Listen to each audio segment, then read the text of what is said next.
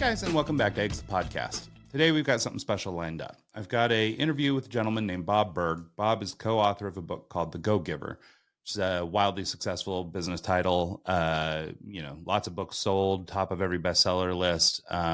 Basically, it discusses these different laws that people can apply to their business lives and maybe even their personal lives, and find success. We only had a brief window with him. We had about 30 minutes time with him, but he shared with me a little video that I'm going to play for you here in just a second that talks about the Go-Giver and the philosophy behind the book, and sort of describes a little bit the first chapter of the book. After, I will lead into my interview with Bob, and we'll wrap up right after that. So thanks so much for tuning in. I think you're really going to get a lot of value out of this little rapid fire interview with our special guest, Bob Burg.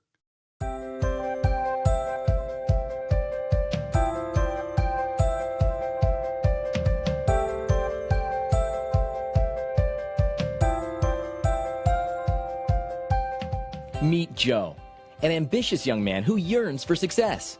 Sound familiar? Maybe you know someone like Joe. He's aggressive, relatively successful, and determined to reach the top. A real go-getter. But something is missing. Something that has caused him to be not nearly as financially successful and internally fulfilled as he knows he could be. One day, Joe is fortunate to be introduced to a man named Pindar, known by some of the most highly successful people in the world simply as the chairman. Over the next week, Joe meets some of Pindar's former protégés who are extremely financially and personally successful. With Joe, they share the 5 laws of stratospheric success. They explain to Joe that if used together, these somewhat counterintuitive 5 laws will lead him to huge success, as it did for them. It only makes sense because these are the same laws people have used in order to be successful in any market-based economy. The law of value. Your true worth is determined by how much more you give in value than you take in payment. The law of compensation. Your income is determined by how many people you serve and how well you serve them. The law of influence. Your influence is determined by how abundantly you place other people's interests first. The law of authenticity. The most valuable gift you have to offer is yourself. The law of receptivity. The key to effective giving is to stay open to receiving. But like any ambitious young man, Joe first challenges these laws before applying them. The law of value, he thinks. This sounds like a recipe for bankruptcy. That sounds reasonable. After all, how does one give more in value than they take in payment and still make a profit? How is value measured? Joe learns that while price is a set dollar figure and finite, value is the relative worth or desirability of a thing to the end user or beholder. So, in other words, what is it about this product or service that brings so much value that a person will willingly exchange their money for it and be ecstatic about it? For example, if Joe hired an accountant to do his tax returns and she charges him $1,000 for her fee or price, when she saves him $5,000 in taxes, hours of work, and provides peace of mind and security that it was done correctly, she gives Joe value far beyond the $1,000. She gives Joe more in value than she took in payment. Joe feels terrific about it, and the accountant makes a very healthy profit. Joe learns quickly the kind of relationship he wants to have with anyone with whom he does business. He discovers how to shift from getting to giving, constantly and consistently providing value to others. This new focus allows Joe to experience a fulfilling way to live while profiting financially as well. Moving from an I or me focus to an other focus is one of the most profitable things a person, especially ambitious Joe, can ever do. Here's the thing. Money is an echo of value. It's the thunder to value's lightning. In other words, value comes first, and the money is simply the natural and direct result of the value provided. The law of value proves to be a good start for Joe, but it's only a start. As important as it is, it represents only his potential income. But tying together the other 4 laws with the first creates the real transformation for Joe. Things improve rapidly. Making money appears effortless, and the returns excitingly unexpected. These laws can do the same for you, just as they did for Joe and for so many of today's hugely successful leaders, entrepreneurs, and salespeople.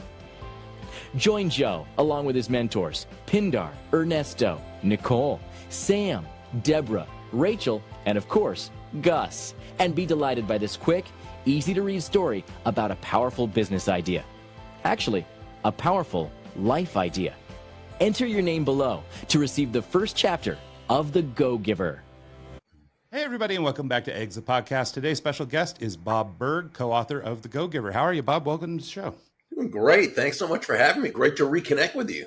Yeah, absolutely. Just a quick little premise for everybody who wants to know how this whole thing came together. In 2019, after 25 years of using the phrase or explaining, and for people who listen to the show, they've heard me say it a million times, this notion that the people do business with folks that they know, like, and trust. And I've been using that phrase since I was a young man. I was taught it by a radio executive 1,000 years ago when I was trying to run a women's fast pitch softball tournament, and I was trying to win sponsors. That was one of the things he taught me.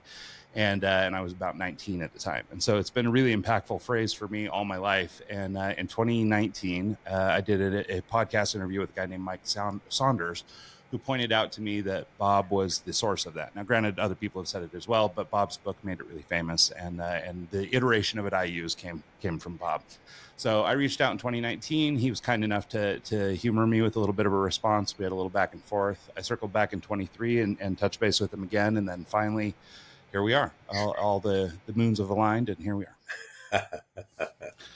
So thanks so much again. So anyway, let's just kind of get into it a little bit. There's a lot of interviews. You obviously do a lot of press, and you do a lot of these interviews. So we don't have to necessarily go into the 5 steps or any of these different things. Like, we can just kind of get into the conversation. But maybe it would help for you to introduce yourself a little bit and just talk about kind of the Go-Giver philosophy more generally. Yeah, well, the Go-Giver philosophy itself simply says that shifting your focus, which really is where it all begins, shifting your focus from getting to giving. And when we say giving in this context, we simply mean constantly and consistently providing immense value to others, understanding that doing so is not only a more fulfilling way of conducting business, it is the most financially profitable way as well, and not for any kind of way out there woo-woo, magical, mystical type of reasons. It actually makes very, very logical sense in that when you're that person who can take your focus off of yourself and place it on serving others, discovering their needs, their wants, their desires, making it not about you, but about helping them overcome their challenges, their problems. When you make it not about you, but rather about moving them closer to happiness, people feel good about you. Really, they feel great about you. They want to be in relationship with you. They want to do business with you when that's appropriate. They want to tell others about you. They want to be your personal walking ambassador. So that's really the essence of it. Yeah. Well, so I wonder then, the people who listen to this show cover a broad spectrum of business expertise, all the way up to highly established, business people, all the way down to I'm in college and I'm thinking about starting a business. Mm-hmm. If somebody's just beginning their professional journey and they don't feel like they really have that much to give, I think a lot of people might go immediately to finances or, other things like this, giving. But I think for a lot of folks, they have trouble even recognizing value in what they do. And so how do you help people sort of bridge that gap to understand that they have sort of an inherent worth and maybe, I guess, identify how to apply that worth so that we're putting it somewhere useful? Yeah. So, I think we all have two different types of value in a sense. We do have inherent value in what I call intrinsic value. That simply means just by being here, by being alive, whatever, you bring value to the table, that's fine. But we also have what I call market value. And I define market value as that combination of strengths, traits, talents, and characteristics that allow a person to add value to others, to the marketplace, in such a way in which they'll be rewarded financially or otherwise. Now, obviously, the younger you are, the less market value you bring to the table, but that doesn't mean you don't have any market value.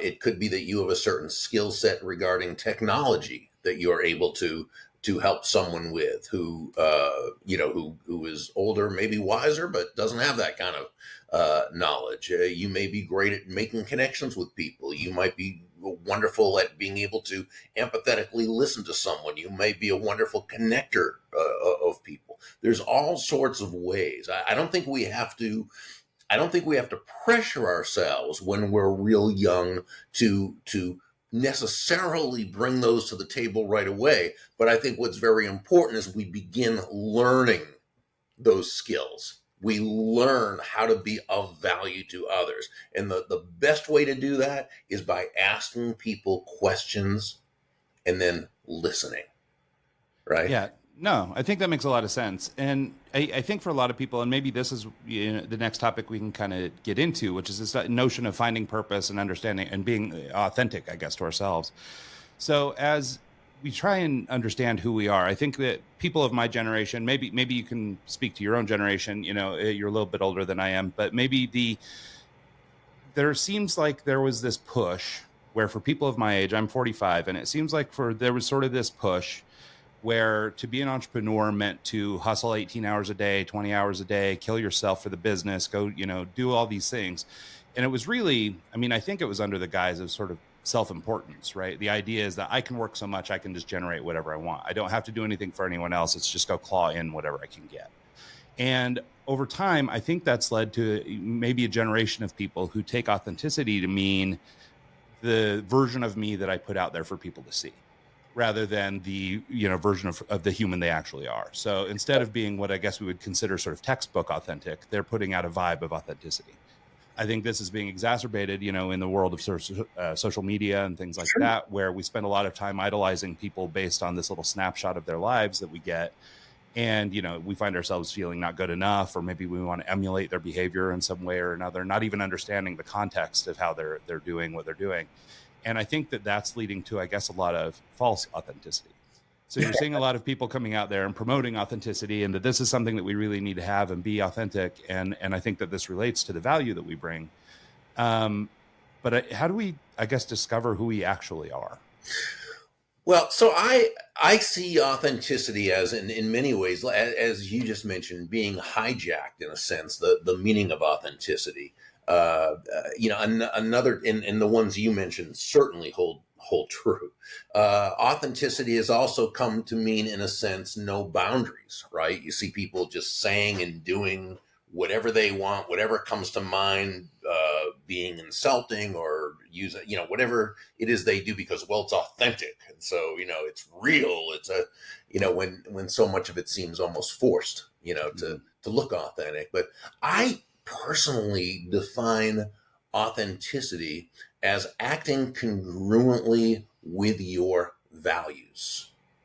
Okay, nothing more, nothing less. So the question we have to ask then is, what are your values? And it's not what are the values society says you should have. And it's not the values that, other people have said you should have, people who love you or people who are, close to you. It's not the values you think you should have, but really don't. It's what are your values? What do you hold as those highest values? And this takes study, by the way. It's not something you just come up with. It's something that and fortunately, there are some people, and you can do some an internet search for this, and you'll find some wonderful people who do this. But there's a lot of teachings out there about identifying your values. Many of them are very, very good. And so that's something to start with. And then I think you just kind of do a test. Is what I'm about to say or do or post or whatever it is that congruent with my values? Is that really how I want to be? I think that's a good starting point. Yeah, I think that makes a lot of sense too, because I think that there's something that happens to entrepreneurs. I know it's happened to me to some degree. Luckily, I feel like I've been able to course correct over the years, but there's this notion where everybody says that you should chase your passion, chase your dreams, the things that you're doing, you should pursue, or the interests that you have, you should pursue. But I think what ends up happening to a lot of people is we end up pursuing other people's hopes and dreams because we see it on Instagram or we see it wherever, on TV, movies, whatever. And so we actually end up chasing down other people's fantasy. And then I think that that's in large part why a lot of people, when they achieve success or whatever, they actually aren't that happy. And it's because they spent their whole life chasing somebody else's thing. They weren't actually being authentic. Yeah, that's the most dangerous thing, isn't it? When you think about it, it's one of the biggest wastes of a life. And I mean, I think more and more as people are aware of it, that is happening and is going to happen less and less. I think that was something that how many people went to high school, went to college, studied maybe what their parents wanted them to study or what was expected of them to study, and they had a 25-year career where outwardly it looked right, and they just weren't happy. They were desperately unhappy, and what a horrible way to live. And then there's also the school of thought, and that I know where they're coming from, yet I don't agree with it, that says, well, forget about your passion, just do the work and your passion will develop. Yeah, but that's really difficult. If you look at any really sustainably successful person, and when I say success, yeah, financially, but also in the other ways, whether it's mentally, emotionally, relationally, and all the other ways that success can be measured, including financial, which is also very important. If you look at those people who are sustainably successful, most of them did something they were passionate about. Yeah. They did something that really brought them joy. And it didn't have to be curing cancer. It didn't have to be something that we look at as, it could be anything that person felt as though they were meant to do. And they took joy in doing, and they went to work, and it was bigger than themselves. Right. Yeah. And so I think, it's a lot easier to be successful doing something that you're passionate about. Yeah. Well, and I think maybe what we're tiptoeing around here, or to sort of connect the dots, is the authenticity is acting in a manner congruent with your values, but your passion is also congruent with your values. It's doing a thing that, it's not about, or the reason we have passion about things, I guess, is because it's totally in line with your values. Right? Whatever it is you're pursuing is the thing that you care about intrinsically. It's not about, whatever you see outwardly, maybe. I agree with you. And when people ask me about this, and they talk about doing what they love and following their passion, I also let them know, there's a third part to it. So it's doing what you love, your passion, what you're good at. And a lot of times the way we're created, what we love is typically what we're good at, what we have an inclination to. But even if we're not naturally gifted at what we're passionate about, if we're passionate about it, we can usually learn it. Okay, so we take the first two, doing what you love and what you're good at, and then you have to also find a marketplace for it. People who will pay you for expressing your passion, right? Whether it's selling this or that, creating this or that, producing this or that, whatever it happens to be. Now that marketplace might already exist, and you're simply filling a need within that marketplace, or it might be something you need to create. I don't know, and it might be something that you don't know if you can create and will be created, but you're so passionate about what you're doing and so committed to it that those are the people who often change things. And it doesn't always work out that way. What I'm saying is that it's not a matter of just having the thought or I really just, it's also being practical and understanding that it's very reasonable. It's very rational to follow your passion, develop the skills, and understand that there needs to be a marketplace for you to provide that value to.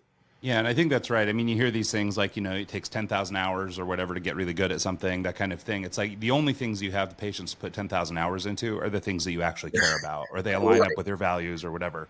And that's how you develop that. I mean, like I was an artist as a child. I drew every day. I drew through every class period. I drew for everything my whole life. And then now I draw, but it's like, but it was a thing that was, and I don't know if you would call being artistic or drawing as a value necessarily, it's not a value in like the moral sense, but nonetheless, it's something that I do put, something of importance in my own life, right? Here's the thing. Value can be defined as the relative worth or desirability of a thing to the end user or beholder. Mm-hmm. So that is something you found to be of value. Yeah. So that's and I think high value to you. It's not a moral value, as you said, sure, but it's still a high value to you. Yeah. And I think that's actually a great point too, because I think especially in sort of the entrepreneurial rat race, there's this feeling that basically everything must turn into money one day. And I think you're allowed to have things like that. So in this case, I mean, I did turn drawing into building a creative agency and working as a creative director in a lot of places. I mean, it did turn into a carear for me. But for a lot of people, you're allowed to just like a thing. Yeah. It doesn't have to be any more than that. Yeah. So, all right, I want to start or maybe transition a little bit, because I think, we were talking a little bit about sort of influence in social media, things like that. One thing I know that's really important to you, it comes up on this show a lot, is this notion of mentorship. And I wonder if you'd talk a little bit about just sort of, mentorship as you see it and what's important about it, and then how to best maybe go about finding mentors in your life. Yeah, mentorship was a big part of a theme sort of that went through John David Mann's in my book, The Go-Giver. Pindar was the main mentor, and there were others and so forth. And Joe was the protege who was in a position where he needed to, to tap into some mentorship that could help shift his focus, really. And, I was very fortunate in finding, I didn't have that one, John David Mann, my co-author, and I both had great life mentors in our parents. Okay, so we both consider ourselves very lucky, very fortunate, very blessed to have had really great parents who set fantastic examples. Now, in the business world, we both, and this is when we, compared notes when writing the book, is we were both very fortunate that while neither of us had that, one mentor for years and years and years, we always had mentors along the way that were there to guide us in certain areas. But we both also approached mentor or followership, if you will, or protégeship, because there's mentor and protege, right? We both tried to be good proteges by honoring our mentors, and not only by following their suggestions, but respecting their time and trying to be of value to them in whatever way we could. But when it comes to finding a mentor, I think what a lot of people do, and I don't know that this is necessarily just a today thing. I think people did this years ago, although now with social media, it's so much easier to connect with people you may never have had the opportunity to even reach out to and connect with, that people will approach a very busy person, whether it's online, whether it's in person, whether it's by phone, whatever, and they'll just say, "Hey, would you mentor me?" And when we do that, I think that's sort of counterproductive for a few reasons. One is, if you want this person to mentor you, the chances are they are being asked by lots of people to mentor them, and they don't have that kind of time to be able to just mentor as much as maybe they would like to. Who has the time to do that? So you've got to in some way distinguish yourself and make yourself attractive to them, or we could say of value to them, so that they want to do this. So rather than just saying, "Would you mentor me?" which can come off as maybe entitled or what have you, if instead you would approach that person by saying something like, "I understand you're very busy, so if this is not something you have the time to do, or for whatever reason would rather not, I'll absolutely understand. I'm wondering if I might be able to ask you one or two very specific questions." Now, when doing this, you framed it totally differently. First, you approach this with reverence and respect, not in an entitled way like they owe you any advice, right?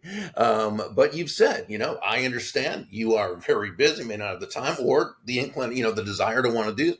Absolutely understand. This is what we call the out or the back door. It's an emotional escape route or escape hatch, so that the person doesn't feel pressured. People are such that the more they feel pressured to do something, the more they resist it. But to the degree we give someone that out or back door, that's the degree they don't feel the need to take it, because they feel very comfortable with you. They know you're going to respect their time. Now, what you also did is you let them know that this is not something just general where I'm going to waste your time with a bunch of fluff, but, may I ask you one or two very specific questions? This says to the person, all right, here's a person, here's a young person who they know what they're looking to accomplish through this conversation. basically, they're not going to waste my time. They have an agenda. In this case, agenda having a positive implication. All right. And so that's really the key. Now, they will probably say, sure, go ahead. What can I do for you? Or they'll set up a time. Now, again, not everyone, and not everyone has to. And they don't have to if they don't want to, but most people will, actually. And so now what you want to do is you want to make sure that you study them, research them enough that you don't ask anything that could have been, that you could have found the answer to just through your research. Again, you don't want to waste their time and have them feel as though you're, and then when you're speaking with them, and again, it could be in person, could be phone, could be on Zoom or whatever, you want to make sure to, ask those questions. Don't take up a lot of their time. And when they've answered, you want to make sure to, thank them, profusely. Thank you so much for your time. I will apply this right away. And may I ever so often, keep in touch, just let you know how things are. And they're going to say, oh yeah, of course, please do. Now, my suggestion would be that the moment this conversation is over, you write, not email and not text, but you write a handwritten, personalized note of thanks. Just a short one that just, dear Mr. So-and-so, dear Ms. So-and-so, or first names, however it's been established. Thank you so much for taking time out of your day to speak with me. Your counsel is priceless. I will apply your wisdom immediately, and will let you know how things are, turning out or coming about, and so forth. And then, best regards, sign your name, handwrite the envelope, hand stamp it, not a meter stamp, hand stamp, a regular stamp, send it out. And that's going to make a huge difference. That's something, again, it distinguishes you from everyone else. One other thought is find out their favorite charitable cause. Again, you should probably be able to do this online, but if not, you can always ask their administrative assistant. And make a small, it doesn't have to be anything big or extravagant, make a small donation to their favorite charity in their name. It'll get back to them. And you're not doing it to kiss up or anything, but so that, again, they know that you're looking to some way, somehow bring value to their life. You're honoring something. You took the time to find out what's important, to what they value, right? And to make a small donation. Okay, now what you might do a few weeks later, a month later, you get back with them, let them know how things are going. Maybe you have another question to ask and see if they can get on the phone with you or in person or what have you. Now, if an ongoing mentor-protege relationship is supposed to develop, it will. If not, it won't. It doesn't have to. This might be your only conversation with this person, or you might have a few and they introduce you to someone else, or just a few and they don't, and you move on to someone else and you do the same. And what will happen is, and it's important not to be attached to the result, right? Do these things. You're going to meet people along the way, and you're going to meet some great people, some really helpful mentors. Be open to that, but again, without attachment to any one person having to be that one mentor who's going to, sure. You do that, and you've really created the benevolent context, as we say, for your success. Well, what I love about your description there is you touched on basically each of the laws that we talk about in the book, but also, we're talking about the value you bring versus and what you can ask, in doing your research and asking for a question. You're talking about influence. This is a person that you think is influential to you and you want to try and gain something from. You're being authentic. You're doing all the things. I mean, basically, you described creating a human relationship with this person. And you walk in through baby steps. It's the same way you would build a relationship with anybody, a future spouse, a business prospect, or whatever. This is what you would do. You would start with little questions. You would start nice. You wouldn't be overbearing and, hey, give me this or tell me that, or, I want to be your, will you mentor me, to use your example, and I'm sure you see a lot of these. So I trust your insights. So thank you for taking the time. And to something you brought up before, it comes down to all things being equal, people will do business with and refer business to, or mentor, or what have you. Those people they know, like, and trust. And what you're doing is you're creating that know, like, and trust relationship. Yeah, I love that. So one of the things I want to talk about, we've got a few more minutes with you here, is I wanted to talk about, so we come up or have come across this a lot on this podcast. We've been podcasting for 8 years. We talk to a lot of business leaders. We run into this a lot. And what it is this notion of basically taking the things that we read or we learn. So in your case, somebody might read The Go Giver, but then actually applying that in their business. And so a lot of people, I think, spend time reading, I think reaching out to mentors, doing all these things as sort of a shortcut. Like, hey, instead of actually doing the work, I'm going to reach out to Bob and say, hey, Bob, will you mentor me? Let him answer my questions. And now I feel like I've done something, even though I haven't actually done anything. And so I think there's a lot of folks that do these sort of things. And like for folks like me, for example, I create value. I build things that look like businesses. I have great ideas that do things. I'll push them all the way to a certain level. And then I hit this invisible barrier that seems to be like just where I stop across a million different ventures, across a million different ideas. This is whatever happens, I hit this invisible barrier and I just can't break through it. In our conversations on this show, we've sort of defined this as maybe being fear. It's sort of a fear of a next step. So you work up to the spot where you're comfortable and then you hit this barricade, and, breaking through that seems to be the challenge for people. So for folks like me, I start reading and I start doing all that stuff, but then it's like no amount of knowledge is enough for me to get through the wall. And so I wonder if you've experienced that in your own career as an entrepreneur, as an author, or have encountered that with people that you're dealing with, which is how do you get to the next step? And I think mentorship is one possibility, but what are ways that people can maybe break through this wall or conquer this fear if they don't have someone to necessarily hold their hand and take them to the next level? Yeah, this is a very human thing because, and I first learned about this concept, and forgive me, I'm not trying to turn my back on you, but I'm reaching for a book. I first read this book in 1983, I think. Maybe it was it was published in 1960, called Psycho-Cybernetics by Dr. Maxwell Maltz. This was really the first book I ever read, and this is a breakthrough book, and many people credit him for this. It was the first book in which I really understood that our unconscious belief system, right, how our subjective truths about the world, how it works, and about us drive our performance and can limit our performance. And, one of the things I learned from this book is we can never attain more than our most limiting belief. And so when it gets to a point, and we've all been there, where, we find ourselves in a pattern of getting to a certain place and not being able to get, that is the set point, if you will, that says, yeah, this is who I am. This is my level of success. And I don't go further.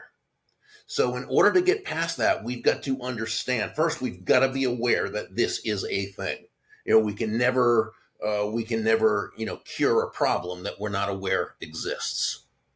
And this is where there are so many people, such as Randy Gage and David Nagel, Sharon Lecter and Lisa Peterson, a friend of mine, Ellen Rogan, and Ken Honda and the late Bob Proctor.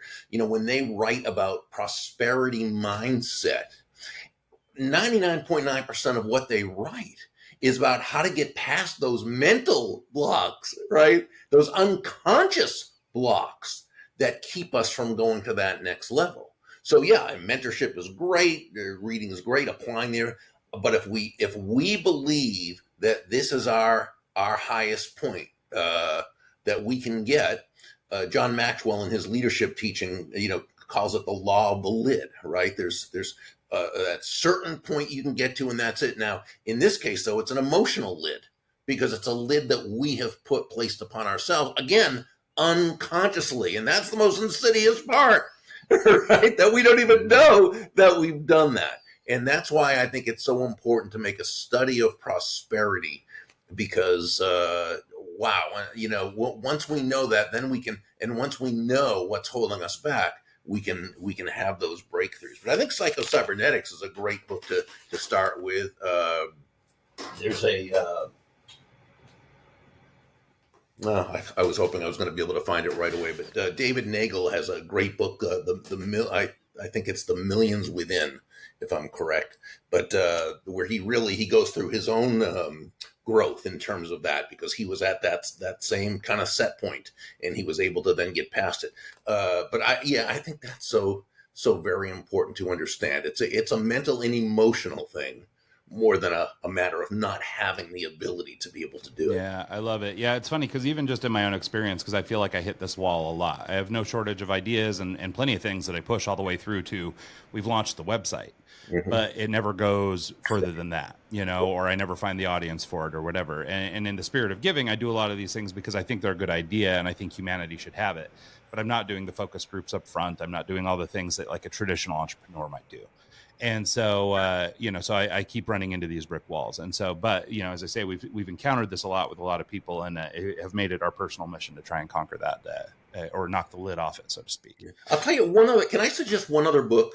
Sure. I've really been studying this book for the last year and a half or so. It's the third book in Michael Singer's series, Michael A. Singer. His most famous book is called The Untethered Soul, which is a wonderful book. He also had The Surrender Experiment, which is about not being attached to outcomes, and wonderful. But his third book, it's called Living Untethered. It's the third book in his series, Living Untethered. This is, to me, the most important personal development or personal improvement book I've ever read in my life. And I've been studying this stuff for a really long time. And it really shows us who we're dealing with on the inside. It gives us such an understanding of ourselves. I found it to be so very, very helpful. So if you get a chance to pick that up, Living Untethered, the third book in his series, I just thought that was a magnificent book. Oh, that's a great bit of advice. Thanks so much, Bob. And we've kept you a little bit long, so let me cut you off. But thanks so much for taking the time to meet with me, Bob. I really appreciate you. These have been awesome insights. And obviously, I could go on for hours and hours and days. But thanks for all you do. Thanks for the book. And thanks for everything you continue to do. Thank you so much for having me. Absolutely. And thanks so much to everybody who tunes into the show this week and every week. We'll see you guys next time.